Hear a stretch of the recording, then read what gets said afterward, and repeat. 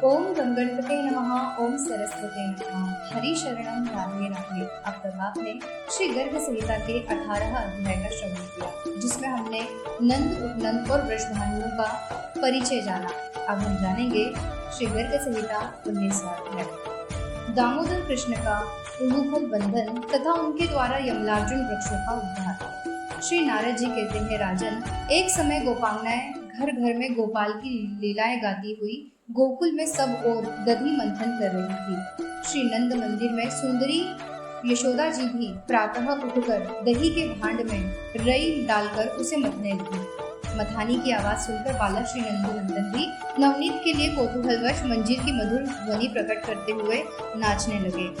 माता के पास बाल क्रीड़ा परायण श्री कृष्ण बार बार चक्कर लगाते और नाचते हुए बड़ी शोभा पा रहे थे और बजती हुई करधनी के घुंघरुओं की मधुर झंकार बारंबार फैला रहे थे। वे माता से मीठे वचन बोलकर ताजा निकाला हुआ माखन मांग रहे थे। जब वहां उन्हें नहीं मिला तब वे कुपित हो उठे और एक पत्थर का टुकड़ा लेकर उसके द्वारा दही मथने का पात्र तोड़ दिया। ऐसा करके वे भाग चले। यशोदा जी भी अपने पुत्र को पकड़ने के लिए पीछे पीछे दौड़ी। वे उनसे एक ही हाथ आगे थी, किंतु वे उन्हें पकड़ नहीं पाती थी, जो योगीश्वरों के लिए भी दुर्लभ है। वे माता की पकड़ में कैसे आ सकते थे? नृपेश्वर, तथापि श्री हरि ने भक्तों के प्रति अपनी भक्तवश्यता दिखाई, इसलिए वे जानबूझकर माता के हाथ आ गए। अपने बालक पुत्र को पकड़कर यशोदा ने रोष पूर्वक पुत्र में बांधना आरंभ किया। वे जो बड़ी से बड़ी रस्सी उठाती, वही उनके पुत्र के लिए कुछ छोटी पड़ जाती थी। जो प्रकृति के तीनों गुणों से ना बन सके, वे प्रकृति से परे विद्यमान परमात्मा यहाँ के गुण यानी कि रस्सी से कैसे बन सकते हैं?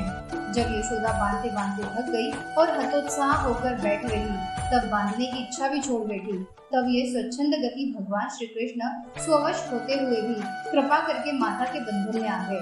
भगवान की ऐसी कृपा कर्म त्यागी ज्ञानियों को भी नहीं मिल सकी। फिर जो कर्म में आसक्त हैं, उनको तो मिल ही कैसे सकती है? यह भक्ति का ही प्रताप है कि वे माता के बंधन में आ गए। नरेश्वर, इसलिए भगवान ज्ञान के साधक आराधक को मुक्ति तो दे देते हैं, किंतु भक्ति नहीं देते। उसी समय बहुत सी गोपियां भी शीघ्रता पूर्वक वहां आ पहुंची। उन्होंने देखा कि दही मथने का भांड फूटा हुआ है और भयभीत नंद शिशु बहुत सी रस्सियों द्वारा ओखली में बंधे खड़े हैं। यह देखकर उन्हें बड़ी दया आई और वे यशोदा जी से बोली। गोपियों ने कहा, नंदरानी, तुम्हारा यह नन्हा सा बालक सदा ही हमारे घरों में जाकर बर्तन भांडे तोड़ता करता है, तथापि हम करुणावश इसे कभी कुछ नहीं कहती। ब्रजेश्वरी यशोदे, तुम्हारे दिल में जरा भी दया नहीं है। तुम निर्दय हो गई हो क्या? एक बर्तन की टूट जाने के कारण तुमने इस बच्चे को छड़ी से डराया, धमकाया और बांध भी दिया है। श्री नारद जी कहते हैं, नरेश्वर, उन गोपियों के योग कहने पर यशोदा जी कुछ नहीं बोली। वे घर के काम धंधों में लग गई। इसी बीच मौका पाकर श्री कृष्ण ग्वाल वालों के साथ वहाँ ओखली खींचते हुए श्री यमुना जी के किनारे चले गए। यमुना जी के तट पर दो पुराने विशाल वृक्ष थे, जो एक दूसरे से जुड़े हुए खड़े थे। वे दोनों ही अर्जुन वृक्ष थे। दामोदर भगवान कृष्ण हंसते हुए उन दोनों वृक्षों के बीच में से निकल गए। ओखली वहाँ टेढ़ी हो गई थी, तथापि श्री कृष्ण ने सहसा उसे खींचा। खींचने से दबाव पाकर वे दोनों वृक्ष जड़ सहित उखड़कर पृथ्वी पर गिर गए। वृक्षों के गिरने से जो धमाके की आवाज हुई, वह वज्रपात के समान भयंकर थी। उन वृक्षों से दो देवता निकले, ठीक उसी तरह जैसे काष्ठ से अग्नि प्रकट हुई हो। उन दोनों देवताओं ने दामोदर की परिक्रमा करके अपने मुकुट से उनके पैर छुए और दोनों हाथ जोड़े। वे उन श्री हरि के समस्त नतमस्तक खड़े हो इस प्रकार बोले।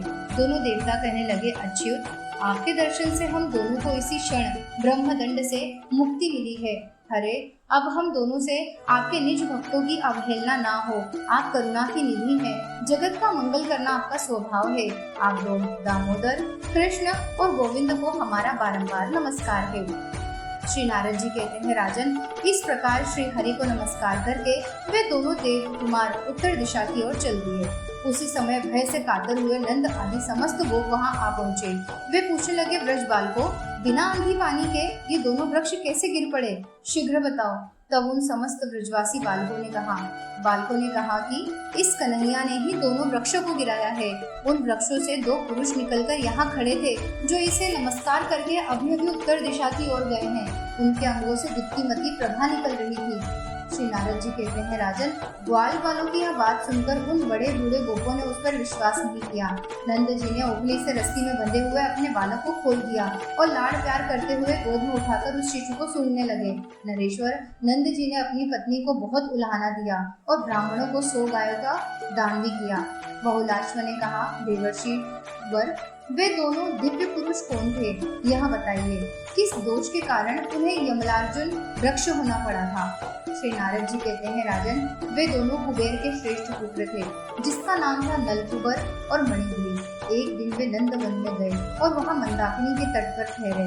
वहाँ अप्सराएं उनके गुण गाती रहती और वे दोनों वारुणी मदिरा से मतवाले होकर वहाँ नंग धड़ंग विचरते रहते। एक तो उनकी युवावस्था थी और दूसरे वे द्रव्य के दर्प से दर्पित।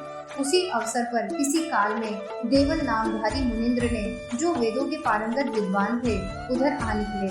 उन दोनों कुबेर पुत्रों को नग्न देखकर ऋषि ने उन्हें कहा, तुम दोनों के स्वभाव में दुष्टता भरी है, तुम दोनों अपनी सूझ बूझ खो बैठे हो। इतना कहकर देवल जी फिर बोले, तुम दोनों वृक्ष के समान जड़ भ्रष्ट तथा निर्लज्ज हो। तुम्हें अपने द्रव्य का बड़ा घमंड है, अतः तुम दोनों इस भूतल पर 100 वर्षों तक के लिए वृक्ष हो जाओ। जब द्वापर के अंत में भारतवर्ष के भीतर मथुरा जनपद के ब्रजमंडल में कलिंद नंदिनी यमुना के तट पर महावन के समीप तुम दोनों साक्षात परिपूर्णतम दामोदर हरि गोलोकनाथ श्री कृष्ण का दर्शन करोगे, तब तुम्हें अपने पूर्व स्वरूप की प्राप्ति हो जाएगी। श्री नारद जी कहते हैं, नरेश्वर, इस प्रकार देवल के श्राप से वृक्ष भाव को प्राप्त हुए नलकुबर और मणिग्रीव का श्री कृष्ण ने उद्धार किया। इस प्रकार श्री गर्ग संहिता में गोलोक खंड के अंतर्गत नारद बहुलाश्व संवाद में उलूखल बंधन और यमलार्जुन मोचन नामक 19वां अध्याय पूरा हुआ।